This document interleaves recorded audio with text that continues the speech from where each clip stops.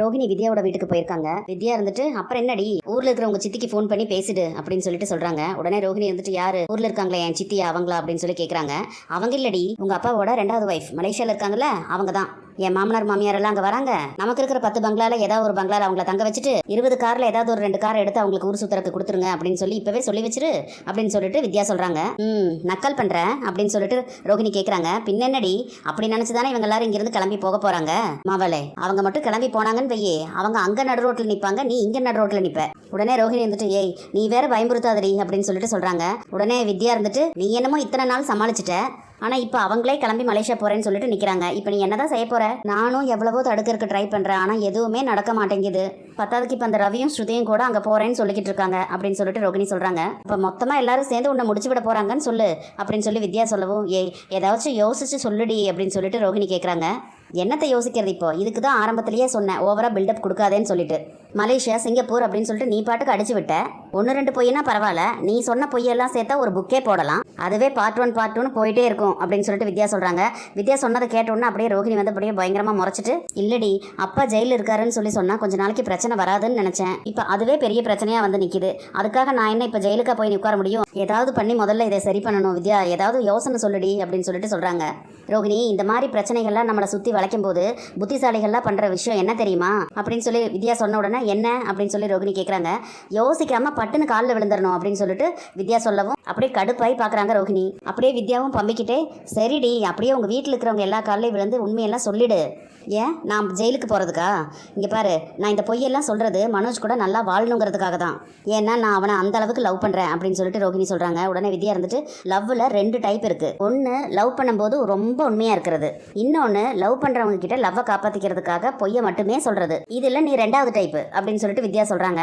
அதை கேட்ட ரோகிணி இருந்துட்டு அதுவும் லவ் தாண்டி, நான் மனோஜை வந்து அன்கண்டிஷனலாக லவ் பண்ணுறேன் அப்படின்னு சொல்லி சொல்கிறாங்க. அதெல்லாம் சரிதாண்டி, ஆனால் அந்த ஜீவா விஷயத்துலேயே உன் மாமியார் ஒன்று அடி பின்னிட்டாங்க. அன்னைக்கு ஏதோ மிஸ் ஆயிருச்சு, ஆனால் அந்த அடி வாங்கினதை நான் மறக்க மாட்டேன். அவங்களுக்கு ஒரு நாள் இருக்கு அப்படின்னு சொல்லிட்டு ரோகிணி சொல்றாங்க. வித்யா வந்து இவ என்ன பேசுறா அப்படிங்கிற மாதிரி அவங்களையே அப்படியே பார்த்துட்டே இருக்காங்க. இந்த பிரச்சனையை முடிக்கிறதுக்கு எனக்கு ஒரு விஷயம் தோணுது அப்படின்னு சொல்லிட்டு ரோகிணி சொல்லவும் என்ன அப்படின்னு சொல்லி வித்யா கேட்குறாங்க. நீ அந்த பிரவுன் மணியை வர சொல்லு அப்படின்னு சொல்லி ரோகிணி சொல்லவும் அந்த ஆள் எதுக்குடி அப்படின்னு சொல்லி வித்யா கேட்குறாங்க.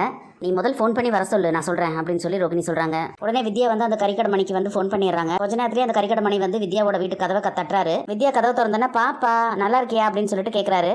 நல்லா இருக்கணுமா இல்லையா அப்படிங்கிறதே உங்கள் கையில் தான் இருக்குது, வாங்க உள்ள அப்படின்னு சொல்லிட்டு வித்யா சொல்கிறாங்க. அவரும் அப்படின்னு சொல்லிட்டு உள்ளே போகிறாரு. வீட்டுக்குள்ளே வந்தோன்னா அவர் வந்து ரோகிணியை பார்த்துட்டு பாப்பா நீயும் இங்கே தான் இருக்கிறியா நல்லா இருக்கியா அப்படின்னு சொல்லி கேட்க வந்தவர் வந்து ஆஹா இவ இங்கே இருக்கிறா அப்படின்னாவே ஏதோ ஒரு பிரச்சனையோட தானே இது பண்ணுவா, நம்மளை வில்லங்கத்தில் மாட்டி விட்டுருவாளே அப்படின்னு சொல்லி யோசிக்கிறாரு. உடனே நான் கிளம்புறேன் அப்படின்னு சொல்லிட்டு திரும்புறாரு. இருங்க அப்படின்னு சொல்லி வித்யா தடுத்துட்டு எங்கே போகிறீங்க அப்படின்னு சொல்லி கேட்குறாங்க. இங்கே பாருமா உனக்காக ஏதோ 2-3 விஷயம் பண்ணி கொடுத்தேன், ஆனால் இந்த அம்மா கூட சேர்ந்தேன்னு வச்சுக்கோவேன் சுத்தமாகவே நான் கிரிமினலாகவே மாறிடுவேன் அப்படின்னு சொல்லி சொல்கிறாரு. கொஞ்சம் இருங்க சார் ப்ளீஸ், எனக்காக இந்த ஒரே ஒரு விஷயம் மட்டும் செய்யுங்க அப்படின்னு சொல்லிட்டு ஆரம்பிக்கிறாங்க ரோஹிணி. உடனே அவர் வந்து ஐயோ நீ ஹெல்ப்னு கேட்டாவே எனக்கு பதறதுமா அப்படின்னு சொல்லிட்டு சொல்றாரு. சரி இப்போ என்ன வேட்டு வச்சிருக்க அப்படின்னு சொல்லிட்டு அவர் கேட்கவும் ரோஹிணி வந்து முழுசா எல்லா இதையுமே சொல்றாங்க. ஐயோ அப்படிங்கிற மாதிரி அவரும் ஜாட காமிக்கிறாரு. எப்படியாவது ப்ளீஸ் ஹெல்ப் பண்ணுங்க அப்படிங்கிற மாதிரி வித்யாவும் அப்படியே கெஞ்சுறாங்க. அவரும் முடியாதுங்கிற மாதிரி ஏதோ சொல்லிக்கிட்டு இருக்காரு.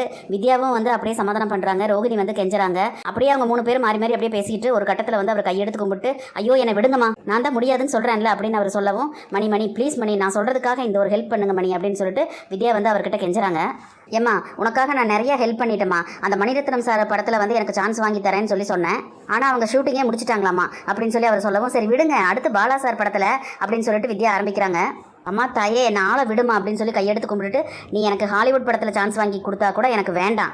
ஏற்கனவே மீனா பொண்ணு கடைக்கு வந்து நான் மாட்ட இருந்தேன், அதுவும் அந்த முத்து கையில் நான் மாட்டினேன், என் கடையிலையும் அவன் என்னை தோலை உரிச்சு தொங்க விட்டுருவான் அப்படின்னு சொல்லி அவர் சொல்கிறாரு. உடனே ரோகிணி வந்து சார் ப்ளீஸ் சார் இந்த ஒரே ஒரு தடவை மட்டும் எனக்கு ஹெல்ப் பண்ணுங்க, நான் ரொம்ப இக்கட்டான சுச்சுவேஷனில் இருக்கேன் அப்படின்னு சொல்லி கெஞ்சுறாங்க. உடனே அவர் வந்து நேர்மையெல்லாம் இருந்தால் இப்படிதாம்மா வாழ்க்கை பூரா பயந்துக்கிட்டே தான் இருக்கணும், உன்னால நானும் பயந்துக்கிட்டே இருக்கேன் என்னை விட்டுருமா அப்படின்னு சொல்லி அவர் சொல்கிறாரு.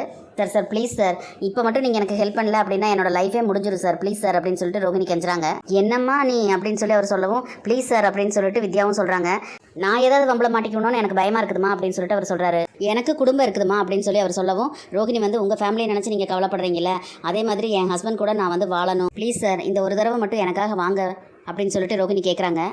ஒரே ஒரு தடவை ப்ளீஸ் அப்படின்னு சொல்லி வித்யா சொல்லவும், என்னம்மா நீ, சரி இந்த பொண்ணை பார்த்தாவும் எனக்கு பாவமாக இருக்குது, சரி நான் ஒத்துக்கிறேன், ரொம்ப தேங்க்ஸ் சார் அப்படின்னு சொல்லிட்டு ரோகிணி சொல்லவும், ஆனால் ஒன்று இதுதான் கடைசி, இதுக்கு மேலே நீங்கள் என்ன சொன்னாலும் வந்து நான் வரமாட்டேன் அப்படின்னு சொல்லிட்டு அவர் சொல்கிறாரு. அப்படின்னு சொல்லிட்டு ரோகிணி சொல்லவும், ஏதோ உன் வாழ்க்கை நல்லா இருக்கணுமேனு சொல்லிட்டு தான் நான் வரதுக்கு சம்மதிக்கிறேன், ரொம்ப தேங்க்ஸ் சார், நான் சொன்ன மாதிரி மட்டும் நீங்கள் வந்து பேசிடுங்க, இந்த கதையை இதோட முடிக்கிறதுக்காக தான் வந்து கடைசியாக உங்களை நான் கூப்பிடுறேன் அப்படின்னு சொல்லிட்டு அப்படியே பாவமாக சொல்கிற மாதிரி சொல்லிக்கிட்டு இருக்காங்க ரோகிணி. சரிம்மா நான் வரேன் சொல்லிட்டு அவர் கிளம்புனதுக்கப்புறமா ரோகிணியும் வித்யாவும் ஒருத்தருக்கு ஒருத்தர் அப்படியே பார்த்துக்கிறாங்க. ரோகிணி வந்து அப்படியே கவலையோட நிற்கிற மாதிரி நிற்கிறாங்க. திரும்பவும் இவரை வீட்டுக்கு வர வச்சுட்டு என்னெல்லாம் நாடகம் ஆட போகிறாங்கன்னு சொல்லி தெரியல. இனி என்ன நடக்க போகுதுன்னு சொல்லி நம்ம பொறுத்திருந்து பார்க்கலாம் ஃப்ரெண்ட்ஸ். நம்ம வீடியோ பிடிச்சிருந்தா லைக் பண்ணி சப்ஸ்கிரைப் பண்ணுங்கள். தேங்க்யூ.